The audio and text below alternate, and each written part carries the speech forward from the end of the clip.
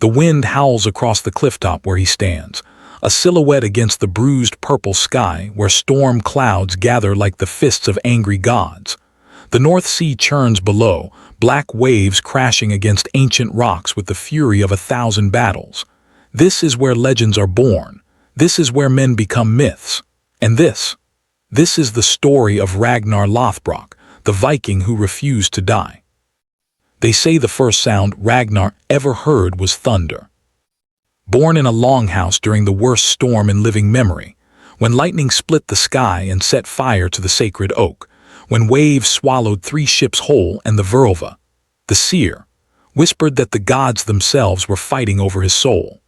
His mother, Thora, screamed for 9 hours as rain hammered the roof like 1,000 drums, as wind tore through the walls, as the very earth seemed to reject his arrival into this world of blood and iron.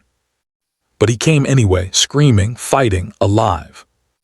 "This one," the Verlva said, her blind eyes turning toward the squalling infant, "this one will never accept death, not even when death comes for him with open arms." His father, Sigurd Ring, held him up to the firelight, and in that moment, as flames danced across the baby's face, he saw something that made even a hardened warrior's blood run cold. The boy's eyes were open, staring, unblinking, as if already searching for enemies to conquer, for worlds to claim, for destiny to seize by the throat. They named him Ragnar. It means warrior of judgment. They had no idea how right they were. The image burns before you, a warrior king standing at the edge of the world, his weathered face carved by wind and war, his eyes holding the weight of 1,000 decisions, 1,000 deaths, 1,000 impossible victories. His hand rests on the pommel of a sword that has drunk more blood than the sea holds water. Behind him, the sky tears itself apart. 20 winters pass like the turning of a blade. Ragnar grew tall, broad-shouldered, with hair the color of summer wheat and eyes like storm-gray sea. But it wasn't his size that made men step back when he entered a hall. It was something else, something animal and ancient, a hunger that couldn't be satisfied by food or drink or gold, a hunger for more. "You're restless," his brother Rollo would say, watching Ragnar pace the longhouse like a caged wolf, while other men feasted and laughed and grew fat on their father's reputations. "I'm alive," Ragnar would answer, and those 2 words contained multitudes. Because being alive, for Ragnar, meant something different than it did for other men. For him, every heartbeat was a challenge to the gods, every breath a refusal to accept the limits that fate had drawn around him. While other Vikings raided the same coasts their grandfathers had raided, bringing home the same silver, telling the same stories, Ragnar looked west, beyond the known world, where dragons lived at the edge of maps and riches beyond imagination waited for men brave enough, or mad enough, to take them. England, he whispered to himself in the dark, that word like a prayer and a curse combined. England. But before England, there was Lagertha. She appeared at his door like a storm made flesh, a shield maiden with hair braided for battle, arms scarred from a dozen fights, eyes that held the same wild hunger that burned in his own chest. She'd heard of Ragnar Lothbrok, the young warrior who'd killed a bear with nothing but a knife in his rage, who'd survived a shipwreck by swimming for 2 days through icy water, who spoke of mad dreams and impossible journeys to lands beyond the sunset.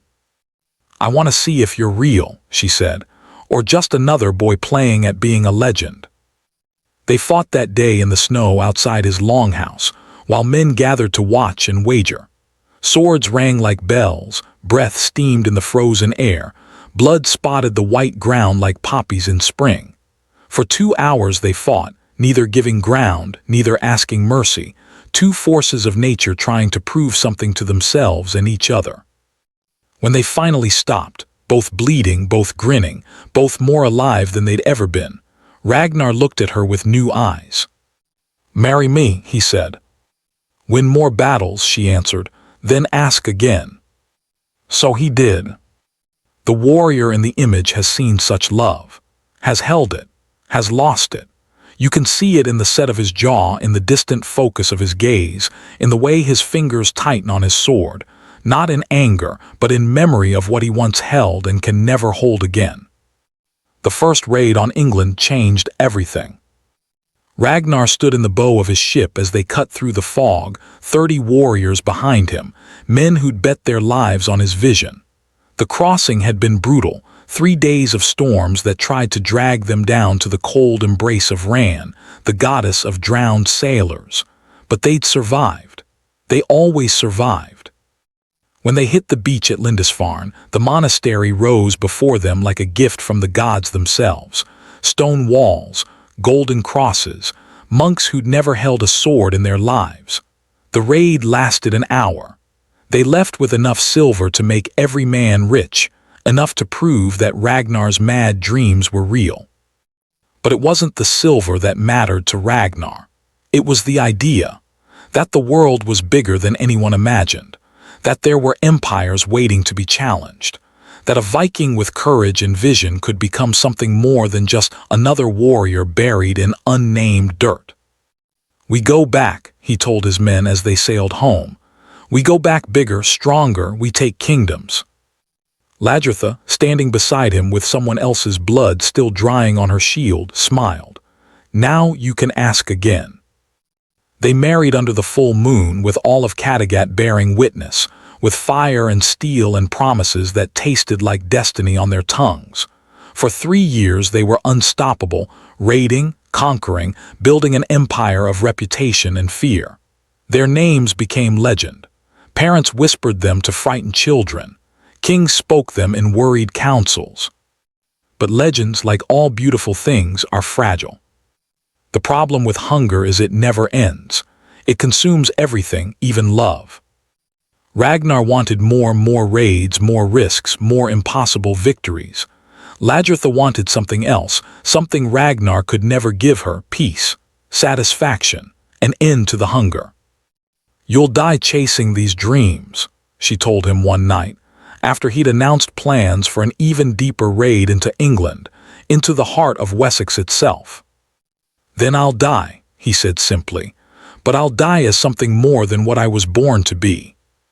She left him the next morning, took their son and walked out of his life, and though Ragnar watched her go with something breaking in his chest, he didn't call her back.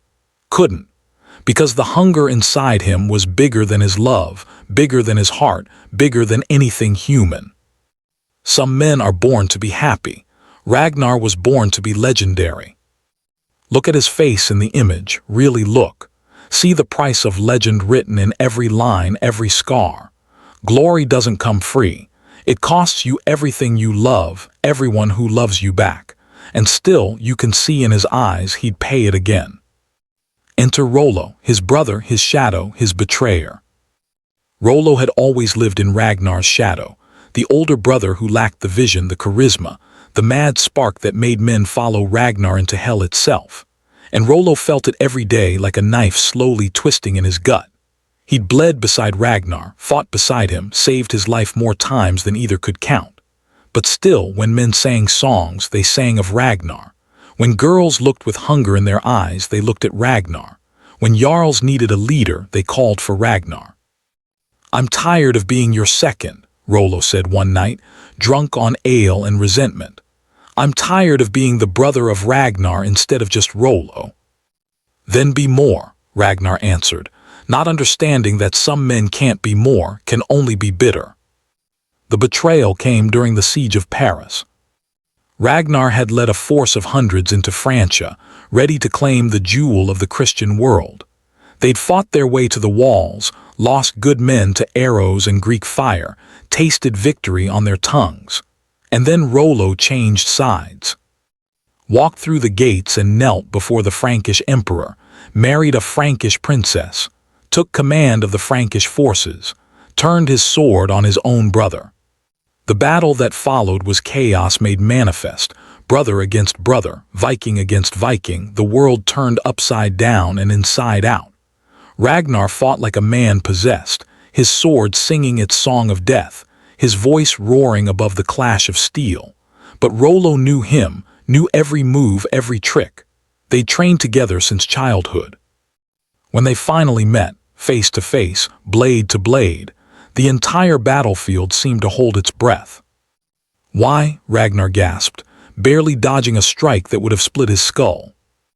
"Because I'm tired of being you," Rollo screamed back, and in that scream was every year of resentment, every moment of comparison, every wound to his pride that had never healed. They fought until both were bleeding, until Ragnar's men dragged him away, until the battle was lost and the Vikings retreated, defeated for the first time in living memory. Ragnar had lost before, but never like this, never to family, never to love twisted into hate.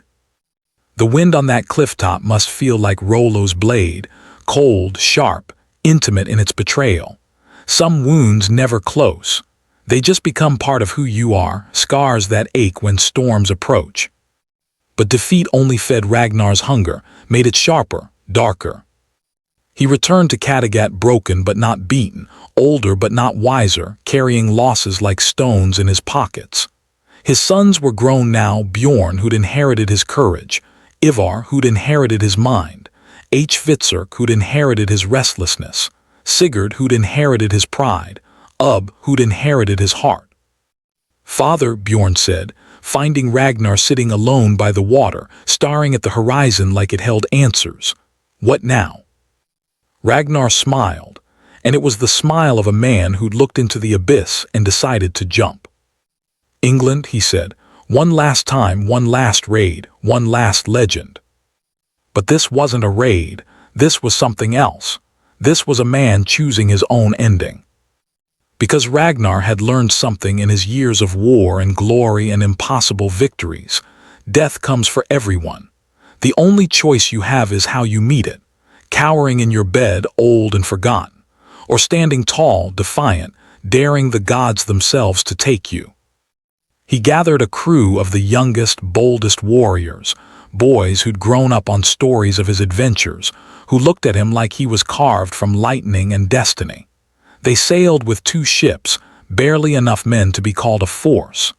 Sailed straight into the heart of Wessex, into the kingdom of Egbert, into what everyone knew was a trap. "They'll kill you," Lagertha told him before he left, appearing one last time, older now but still fierce, still burning with that same fire. "I know," Ragnar said. "Then why?" He looked at her, really looked at her, and for a moment he was young again, fighting in the snow, falling in love with the only woman who'd ever been his equal. "Because if I'm going to die," he said, "I'm going to die as Ragnar Lothbrok, not as some old man who forgot who he was." They parted without touching, 2 forces that had once moved as one, now spinning in separate orbits, forever shaped by what they'd been to each other. In the image, you can almost see her there, a ghost at his shoulder, a memory in the set of his spine. Some people mark you so deeply that they become part of your skeleton, structural, essential, the thing that keeps you standing even when everything else has fallen away. The English caught him exactly as he knew they would. His men fought bravely, died bravely, bought him time he didn't use to escape. When the soldiers surrounded him, Ragnar was sitting on a stone, unarmed, waiting. King Egbert approached with a mixture of respect and regret. They'd been enemies so long they'd become something like friends, 2 men who understood each other in ways their own people never could. "You came here to die," Egbert said. "It wasn't a question." "I came here to choose," Ragnar corrected. "There's a difference." They talked for hours about gods and glory, about the weight of crowns and the cost of ambition, about what it means to be remembered after the body has rotted and the sword has rusted. In another life, they might have been brothers. In this one had to kill the other. "Make it spectacular," Ragnar said. "Give my sons something to avenge. Give them a reason to come back with an army that will make your kingdom shake." Egbert understood. Of course he understood.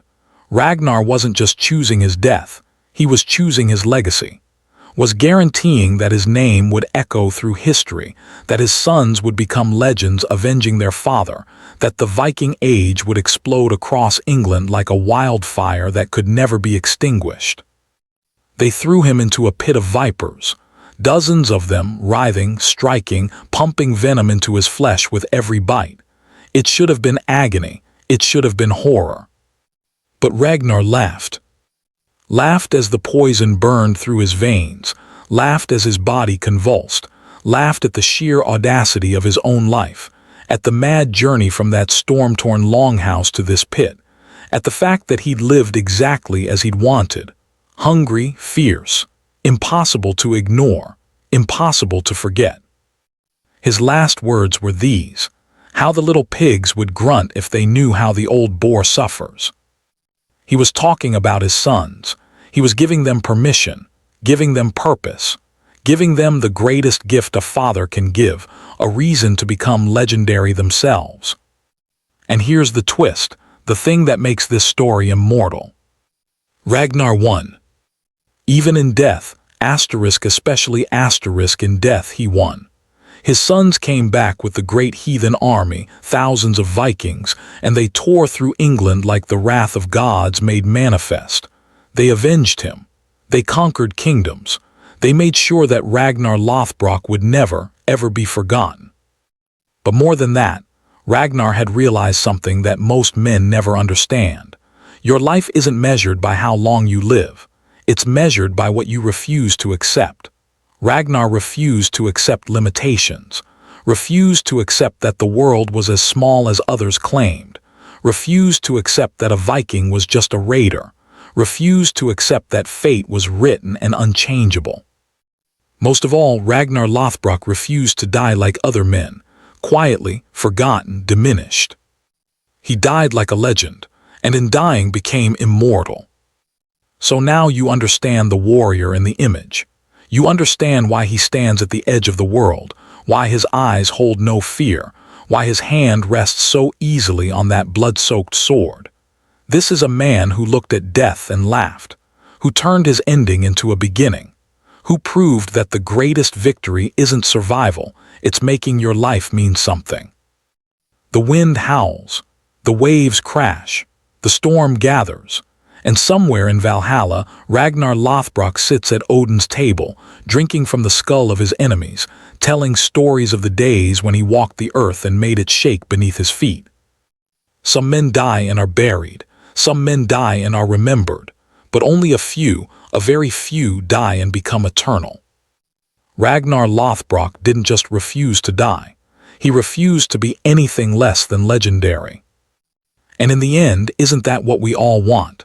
To matter, to be remembered, to prove that we were here, that we made a difference, that we had the courage to chase our hunger wherever it led, whatever the cost. The Vikings knew something we've forgotten in our safe, comfortable lives. Glory and safety cannot exist in the same heart. You can live long or you can live legendary. Ragnar chose legendary. He chose the storm. He chose the hunger. He chose to be so bright, so fierce, so impossibly alive that even 1,000 years later, we're still telling his story. Still feeling that wind on the clifftop. Still hearing the crash of waves. Still standing at the edge of the world, wondering if we have the courage to jump. This was Ragnar Lothbrok, the Viking who refused to die. His body rots in English soil.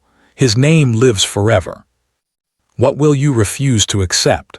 What will you choose over safety? What legend will you write with your one, precious, impossible life? The storm is waiting. The world is waiting. Your hunger is waiting. What are you waiting for?